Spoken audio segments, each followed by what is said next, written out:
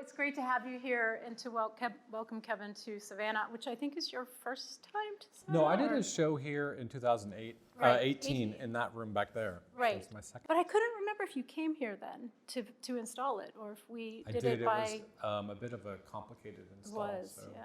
Actually, I was thinking maybe we'd start talking about that in the first place, because I had the kind of fun opportunity to write a review of Paul's show, of Kevin's show that was in the space, and it was just in this backspace. It was a gorgeous installation, and some of you guys might remember it. It was called Smoke and Mirrors, and it was put together in 2018. I guess I didn't actually meet you at that point, because you came and installed, and then I came and wrote about it, you know? Right. But it was, as you all know, a lot of you are all familiar with this gallery space, and so always the mirrored room offers a particular challenge, you know, that artists have to, you know, either accept the challenge and everybody does accept it, right? It's kind of an exciting, you know, challenge to take on. And so Kevin installed fog machines in the space, which added the sort of the really beautiful atmospheric layer, and then communicated real-time tweeted messages about climate change or climate action or any language that connected with that. And you tell me a little bit more about that maybe, but it was a beautiful installation that was like doubled, tripled, multiplied through all of the mirrors in the space here too, which gave you the sensation that the topic that he was dealing with, and this was 2018, which to me actually feels like 10 years ago at the moment, but you know, in climate years too, you know, it felt so urgent and multiplied in its urgency, but also really beautiful. So maybe tell us a little bit about like how that work was to do here, and then how it feels in hindsight now coming back to thinking about it. Okay, well, it's interesting how it started. I had the idea to do a projection onto a mirror, and the projection was of the text, actual text from tweets that contained the phrase. At first it was smoke and mirrors, and then it became climate action, just because smoke and mirrors is not used all that much. So I wanted to, because the smoke machines were activated when that tweet showed up, and it was a tweet anywhere in the world. It monitored Twitter constantly for the use of that phrase. And I had mentioned this to Susan, that I had an idea I just needed a mirrored room, and she was like, well, voila, straight out of the keys. Yeah. No, I think she'd actually said that she was considering getting rid of the mirrors. I considered lots of different Yeah. things, but it wasn't a real. And I was like, wait, what? You have a mirrored room? What? And then a few months later, we had decided to do it, and I'm really glad we did, because constructing a mirrored room would have been a lot of work, and it looked great in here. Yeah, I mean, in a way, it was kind of a preview to what's in there now, although this one's a little more visual than that. And we were hoping for it, a similar mirrored, because in that last exhibition, the text would kind of go into infinity because of the way the shape of the mirrors and the angles. And this one doesn't quite do that as much, but I think it's still interesting. Mm-hmm. Yeah. But like I was thinking also about like in hindsight, because this is a couple of years later, but it's only 3 years, and it's post-pandemic. And of course, always the kind of elephant in almost every room now is, what have you learned since then? How, like, have you had any major sort of tectonic shifts in your thinking that happened through last year or since that piece? I'm thinking really about the pandemic, right? That's always Right. kind of the elephant in the room, especially when you're thinking about an artist practice or a writer, creative. What have you learned this past year? Like, what's pushed you in a different direction or made you question your work in a new way? Or what struggles or? Well, I don't know. A lot of artists I know were very productive in the pandemic. I was not one of those artists. I had a hard enough time just, getting through my daily life, my family. Although I did do one project that ended up in the New York Times, which was towards the beginning of the pandemic. I photographed a lot of people in their houses, photographed from the outside at night. So they would be doing certain things and sort of looking in, a little voyeuristic, which has nothing to do with the work that's here at all. But I guess beyond that, I didn't, I'd started this work in 2019, and I sort of took the entire pandemic off, and then earlier this year had started to make a few more photographs. I'd made this snowscape one there, and this one as well earlier this year. Right. And it was hard to go back to it after taking a break, but I knew I wasn't done. Right. And I don't know if my thoughts about it had shifted a whole lot during that time, specifically in relation to this project. But well, climate and the conditions of sky, land, earth, fire, ocean, all of those conditions are still really important in the work, maybe just in a different way, once you take the tweeting out of it, Right. Because one of the things I was thinking about, you mentioned, I don't want to repeat much of Rob Hessler's article. Rob wrote a really great article this week and asked you some really wonderful questions. But one of the first things that comes up on your website is the interest in what you call the 5 classical elements. So, air, water, fire, and ether is one of them. And I was kind of interested in asking you about ether. I know it's almost like the hardest question out of all the questions, maybe. Like, how do you define that? I mean, ether is a kind of, it's a kind of theoretical substance that has been kind of debunked as well. Yeah. And I'm interested in why you put that at the top of your list, and maybe how that begins to speak to some of these works even. Well, I feel like sometimes ether gets mixed in with air as the 5th element. Because that was my first impulse too, is that do you mean air? Yeah. Well, I guess it depends on, I think the most classic, because it's a classical definition of the Earth, or of the universe, I guess. I sort of kept thinking about ether. But I did a project, I started it I think I started in 2011 and first showed it in 2012. That was a video project that was looking up at the blue sky in Los Angeles. Like, even if it's very smoggy, if you look straight up on a purely sunny day, it looks blue. And I used that blue as a sort of as a green screen to put together all these elements that make up the manufactured and in the natural environment that comes together to be the city of Los Angeles. And it's a 9-minute journey where you're just looking up. You start in downtown and you kind of end up at the beach.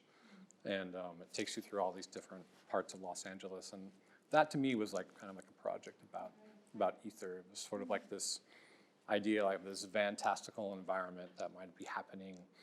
Like, if you're just driving or stuck in traffic, but if you look up, there's like a whole nother, the world, the day is playing out much differently in this other space. Right. One of the things I hadn't written down, but I was thinking about when I came in and walking around, especially maybe with the video works, I was thinking about how when you sort of stare at one of those explosions and you watch it unfold, that it begins, maybe it's not everybody, maybe it's just me, but it begins to unfold a kind of attention to a different consciousness, and then you start seeing the clouds a little bit more in an abstract way, and you start seeing the cactus in a different, more abstract way, as a form rather than a cactus, And so I'm wondering, I'm thinking about ether, and I'm thinking about how these forms have not just physical properties, but also kind of a consciousness to them, like this explosion. I mean, we think about the Big Bang, we think about the consciousness. I mean, even this one over here that often people recognize as a sort of jellyfish form, you know. And you look at those ocean creatures, which it's not, right? It's fire, and think about this kind of expanded consciousness, you know. And you look at an octopus, you're kind of confronted with an expanded consciousness. So, you know, what's happening there in terms of this? It's a different kind of explosion, right? It's not just materials. Right. Well, when I first started this project, the ones that are more in the hallway are kind of where I started, that are just against black, and these two as well. And I really thought it was interesting how you maybe don't know how big they are. They could be, you know, micro, they could be macro, maybe it's a jellyfish. And as I got more comfortable with working with these materials, I felt like I could bring them out into the landscape. And that's when they started having a relationship with the environment. And it's still sort of an unknown. To me, since I made them, I know how big they are in the environment.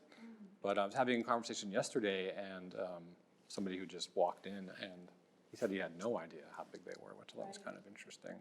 Yeah, no, it is almost impossible to tell. Yeah. I mean, I guess if you have a sense of, like a spot where you see graffiti or something like that, then you have a sense of scale.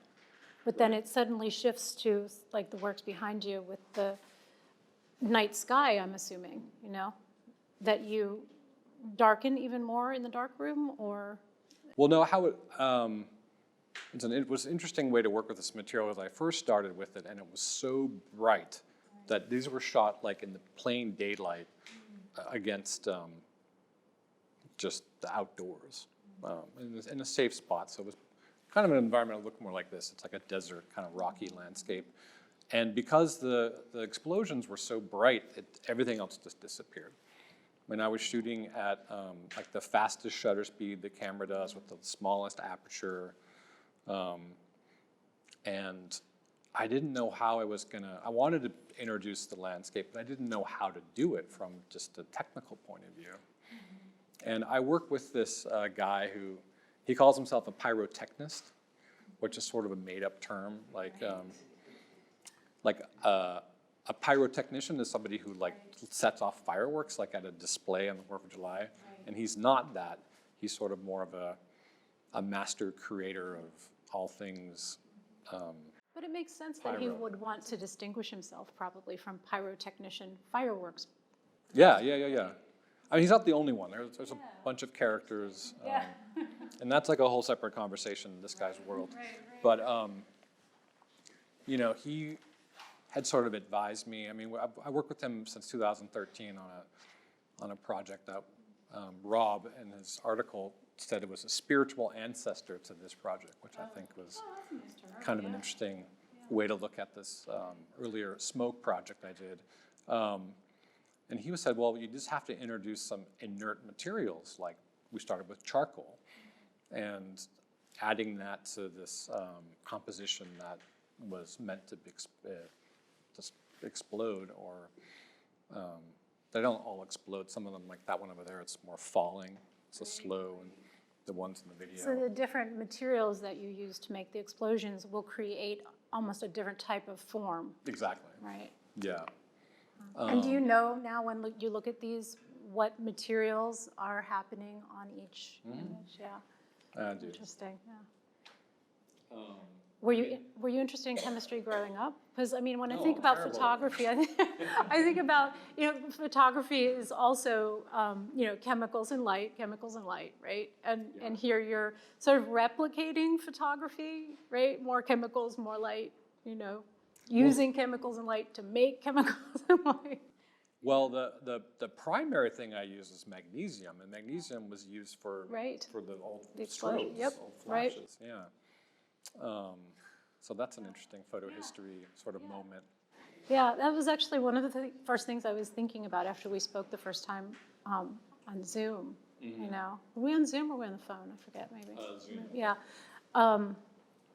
Was the way that somehow photography, and your work reminded me of that, somehow photographs always come back to being about photographs, like you make a photograph, it's often about photography. It's not just about the subject matter, and you don't even intend that sometimes to be always referencing or self-referencing the medium, and I think these absolutely seem to do that, even though it feels like there's so many other, interests and elements and questions that you're exploring.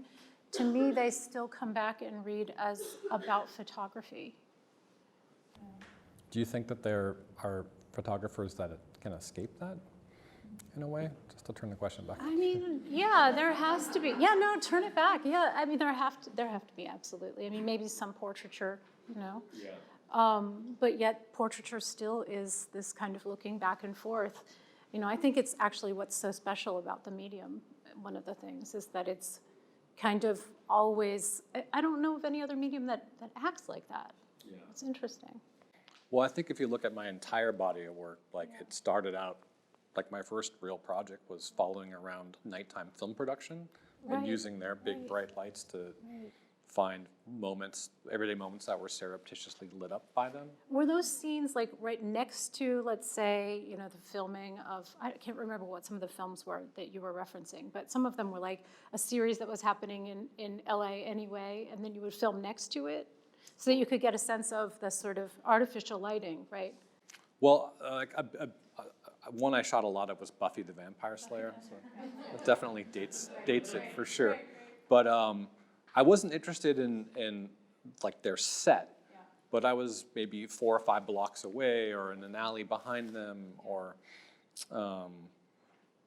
sometimes you could maybe see a little bit of what was going on, but no, I was more interested in just how those lights bring a certain sense of importance to these otherwise not derelict, but just everyday street scenes, and they just gave it this big importance. Right.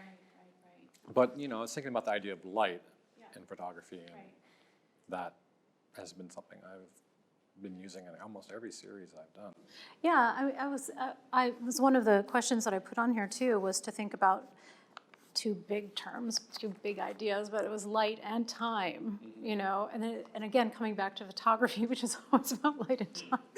But so much of your work seems to deal with, light seems the most obvious, right? Every piece, with whether it's the glow from a cave that is being represented, or from an igloo type form, or the glow from a nearby movie set, or a natural glow, or a glow that you create through something like works like these.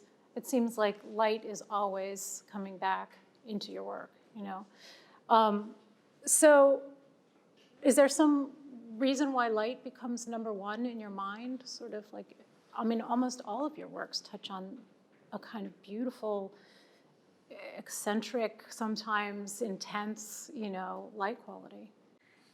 To me, every project, in retrospect, it's easy to see the leap from one to the other and that stuff, but it's always very difficult for me to come up with a new one. Yet, yeah, you're right, it's every single one. The one that I'm thinking about as you talk is the series of long exposures of airplanes taking off and landing. Yeah. And some of those exposures, basically you see the headlights of the airplanes in the sky. And some of those exposures are 3.5, 4 hours long, which is the exact opposite of these, which are very fast. Right. So I've kind of done the full spectrum of what. It almost seems endless, that you could explore light in so many different qualities of it. One of the things I was thinking about too, and maybe this has been referenced in your work, I'm not sure, but is the way that Stieglitz in his 1926 equivalent series where he's photographing clouds, because the airplane pieces also are kind of streams of exhaust, and with Stieglitz's work, he was thinking about how to photograph a cloud, how do you photograph something that's so average, so super average, that anybody has access to. So he was thinking of it as kind of the photographer's challenge, I could take a beautiful handsome gentleman and photograph him, but could I also photograph a cloud and make it interesting? You know, when everybody has access, it's nothing special at all. And yet I think what I'm referring to other works beyond here maybe too, but a lot of them seem to recognize like something really estranged in something super familiar. I mean, even when you think about fireworks, and if I just say, oh, I'm going to an exhibition about fireworks, then that's going to have a different quality to it. It's going to be sort of average sounding, right? I mean, it's 4th of July, you know, but then you come here and it's it's so far beyond that. So how do you take something that's so familiar and, you know, estrange it to this point that we almost don't even recognize what it is? Yeah, that's a good question. But I see it over and over in your work. I don't think it's not just this show, you know, taking something that we recognize, like flowers, like the yellow, I don't know all the titles, but the one with the yellow flowers that was reproduced, I think, a couple of times in magazine work. Common flowers, right? Beautiful, we all see beautiful flowers, but yet you took that photograph and completely transformed that yellow. Right. Like I've never seen yellow before until I saw the photograph. Well, that's very kind Yeah, of you. it's really intense. Yeah, I'm not really sure how to answer that question. I mean, for every photograph that there is here, there are plenty of duds. Right. You know, like to go back to the one with the Joshua tree, like I did maybe 100 tries at that, and you know, it's all about getting the right shape of the explosion and the right size and color. I mean, you know, it's about picking and choosing these very specific moments. So I think there's something in that, you know, having to just decide what the right moment is. That. Well, it's photography too, right? Yeah. Deciding what the right moment is, and Cartier-Bresson and all of that. Right, the decisive moment, yeah.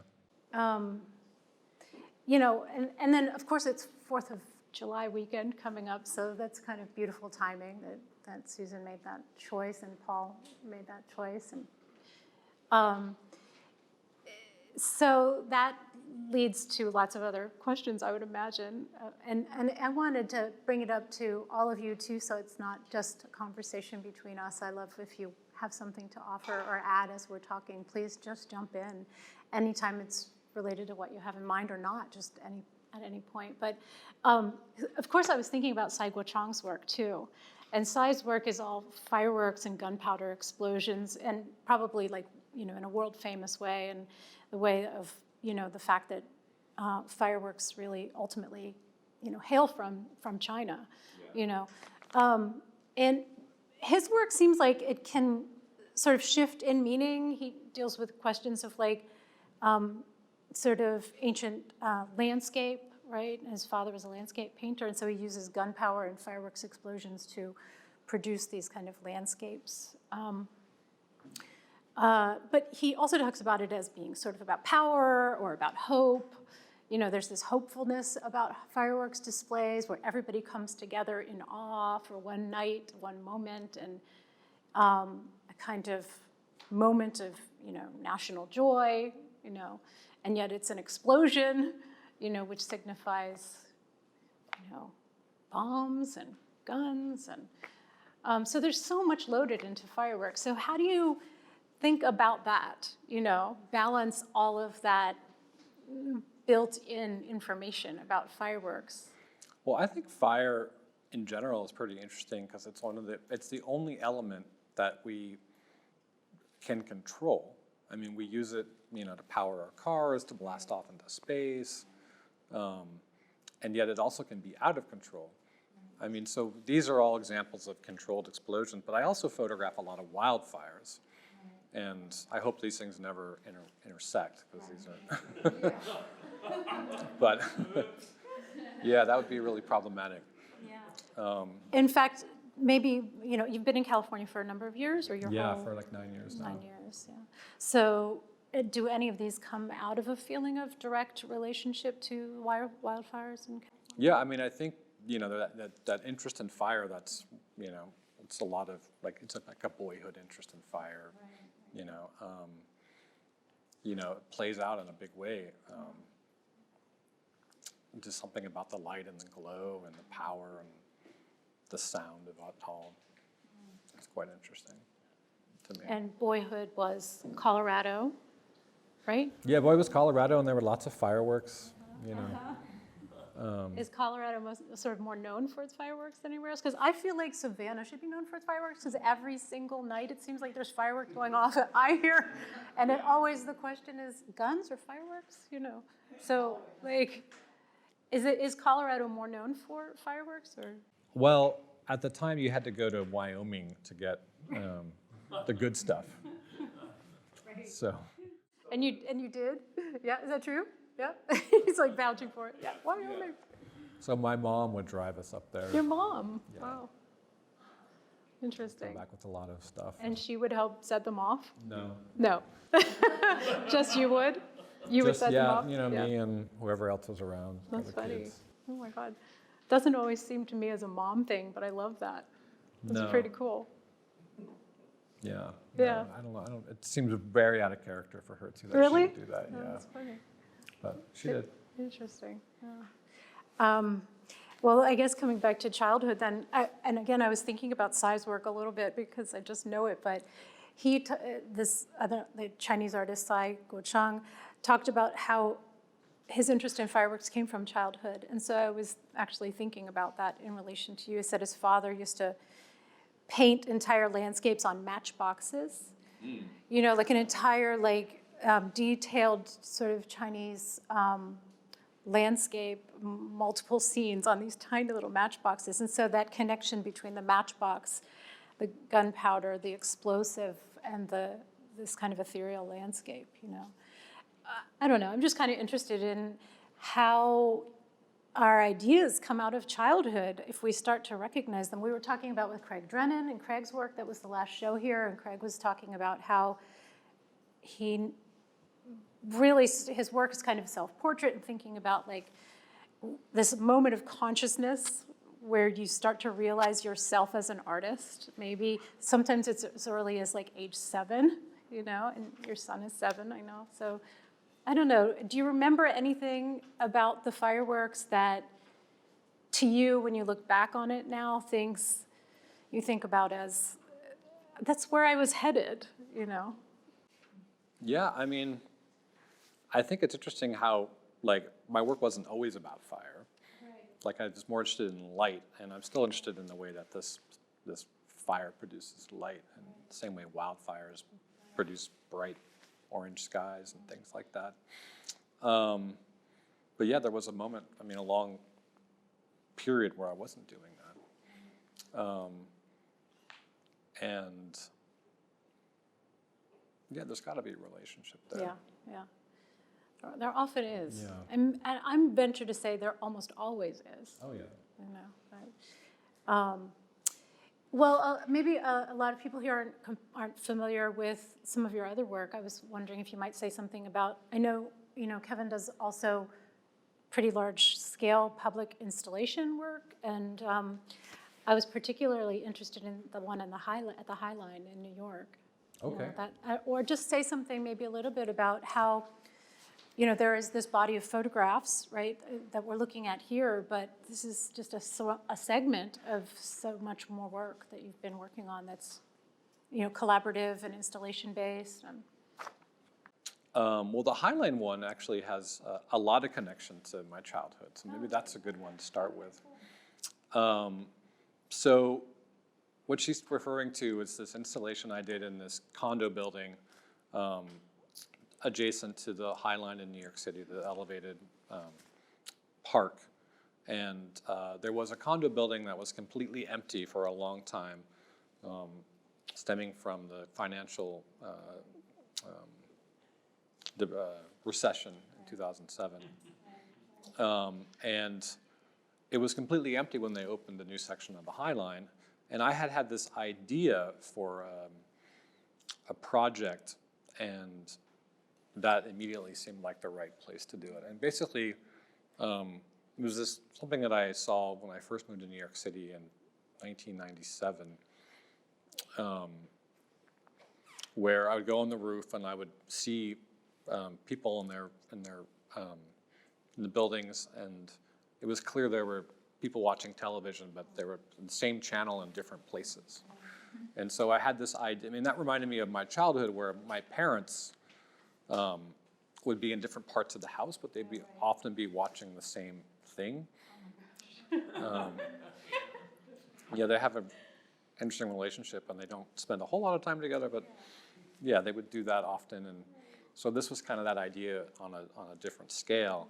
And I did a test version of this installation where I got a hold of this small building, and I think I had 15 TVs in there. And, huh? 15 in the small building. Did you say you got a hold of a small building? I got a hold of one, temporarily. It was a professor's, one of my professors at the School of Visual Arts, his wife went out of town, and he's like, come over now, and we'll do this while she's gone. Somebody, I think I tuned it to like ABC or something, and I felt like when I did it again, because this was a large building, it was 14 stories, I had to get 100 and some TVs in there. You wouldn't actually see the TVs, you'd just see the glow. Right. So it was this whole building that was It's a really beautiful pulsing. piece. It's And pulsing with blue. pulsing with blue, and I was going to visit my parents in Colorado, and on the airplane ride, I was like thinking about how I should connect it to them. So I devised like a simple flow chart where I would take whatever my father was watching on his TV and rebroadcast that to New York and have it broadcast to this building. So I ended up having to use like a small 30-watt television station, analog television station, to broadcast to these TVs. And it sort of just covered the building. By building, we mean like small skyscraper, by the way. It's not like a building. It's a beautiful sort of modern, where the panels are all at different heights, and it's really abstract. It's really beautiful. How long was that up, Kevin? It was up for like 6 months. And I contacted the company that owned it, and they were interested because, of course, this was going to bring some interest into this dead-looking building. But as soon as one of them had sold and somebody moved in, there was suddenly like one floor that was now not part of it, and it just didn't work anymore. It needed to be the whole building or none of the building. So. But you got away with it. You did it. Yeah, I got away with it, yeah. Did it on like a shoestring budget, and The installation was shots are really gorgeous. successful, yeah. It's really successful. When Kevin mentioned the term exploded view, you mentioned the idea of, like if you have an IKEA manual or if you have a car manual, you see the exploded view where you see how the process works, or you take apart, so you see sort of all of the parts of the engine taken out of the engine in these, illustrations called the exploded view. So what made you think about that in relation to these explosions? It's the same word, but we're unpacking all the parts of the explosion, Yeah, well, the view part of the title is like a nod to landscape photography. So I like that connection to the landscape. And I also like how the explosions in such a short period of time completely change. And so they're happening almost faster than what I could perceive while I was watching them happen. So yeah, that slowly changing over time reminded me of how you see little parts that come together. All right. Does anybody have anything they want to add, or any questions or thoughts as we go along?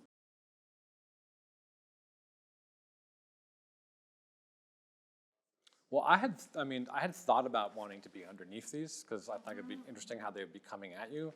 But then the problem is they're coming at you. And whereas, the one over there behind Lori, to the left of her, no, the other one, that one.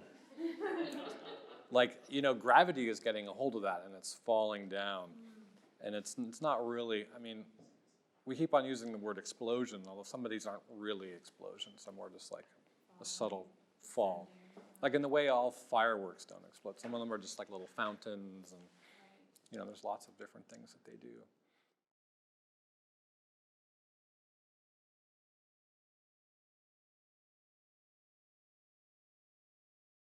So the video camera I use shoots so fast it doesn't record sound, but I had done my own recordings of these explosions, and I had heard a friend of mine a long time ago had shown me this piece where an artist took, I think it was a Taylor Swift song, and slowed it down 1,000%, or something like that, and it becomes this whole other thing, like a symphonic thing that's slowly unfolding.